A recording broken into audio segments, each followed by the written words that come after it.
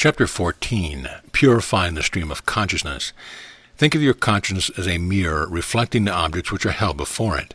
Now can you see that to get a different result in the world of effects, you must hold a different object before the mirror of your consciousness.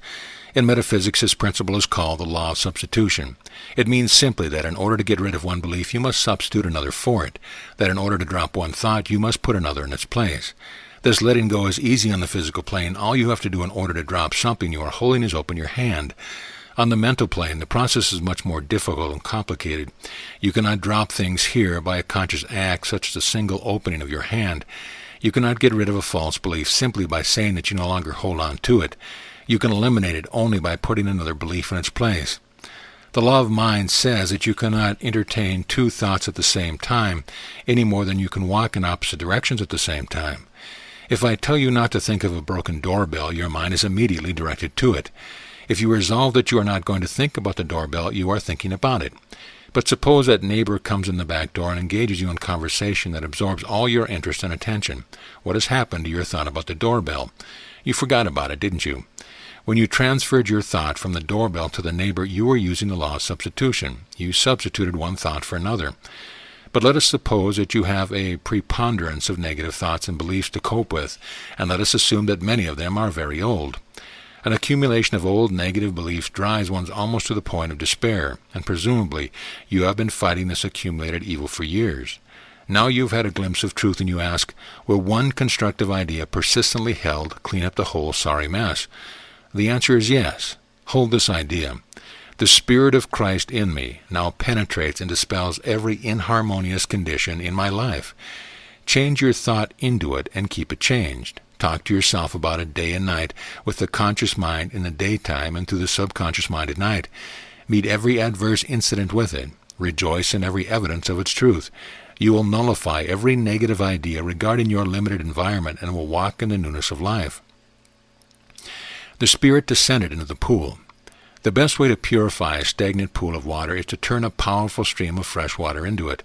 The fresh water does not care how long the slime and mud have been there, nor how the debris got into the pool in the first place. It is not at all concerned as to where the silt and scum came from, nor who threw the tin cans, bottles, and sticks into it. Its only purpose is to purify and clean up the whole mess.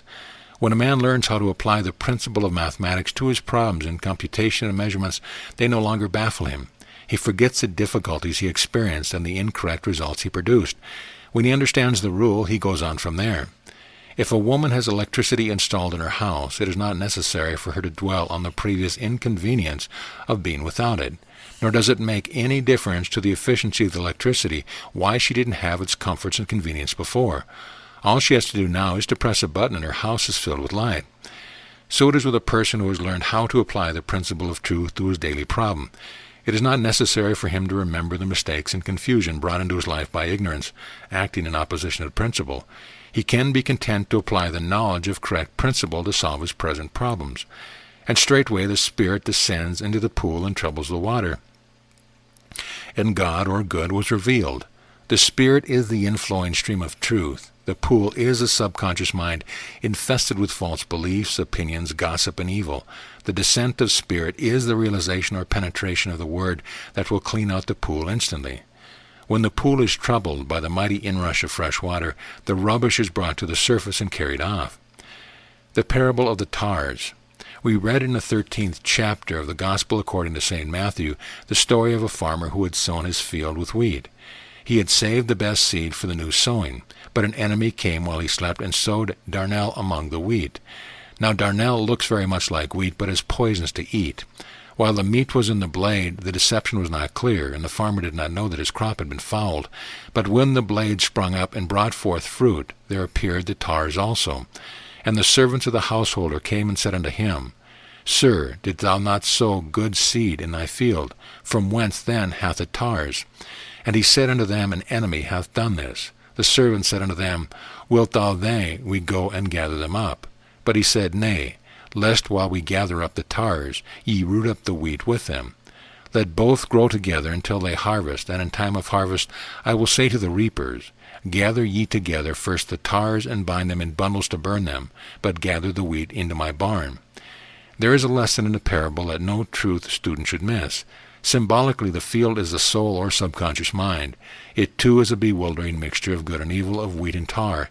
Just as the tars ward against the good harvest, negative thinking, lack of vigilance or the wrong use of the law wars against our spiritual welfare. What is to be done? Two methods are suggested in the parable. The servants were all for the frontal attack. When weeds appeared, they wanted to center attention upon them and pull them up, regardless of what might happen to the wheat growing beside them. Theirs is the negative method. If we follow their advice, we shall, when disease appears, treat the disease. If an enemy is present, we shall attempt to destroy him by a direct attack. But the farmer's method was different. He destroyed the tars by a stronger growth of the wheat. He let them both grow until they could be separated easily at harvest time. If we apply the Master's method to our thinking and practice, we shall center our attention upon the good and forget the evil, knowing that good and evil are but manifestations of the same power. We shall heal the sick man by building health. We shall destroy evil by cultivating a greater consciousness of the good. We will be positive to good. The empty house. In the parable of the empty house, told in the 11th chapter of the Gospel according to St. Luke, Jesus teaches a lesson that you can readily prove for yourself by a familiar physical experiment. Simply take a bell jar with an outlet and place it over a vessel full of water. Then pump the air out and the water will rush in. It is nature's habit to fill a space that has been emptied. This house of which Jesus speaks is empty, and like neutrality, emptiness can be dangerous.